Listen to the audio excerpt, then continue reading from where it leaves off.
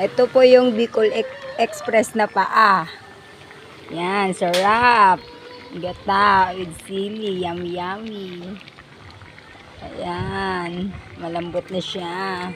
Pinapatuyo na lang, sarap pa. Ayan, Bicol Express ang luto. Mapapasarap na naman kain ito yung mga anak ko. Ayan. Pinapatuyo na lang. Tapos luto na siya. With matching bagoong yan. Binisa sa bagoong.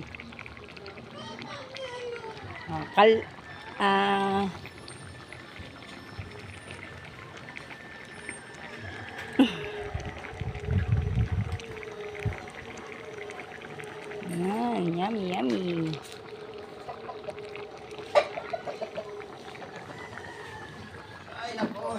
Tapos ito pa yung sili niya. Lalagay pa lang. Bicol Express na paa.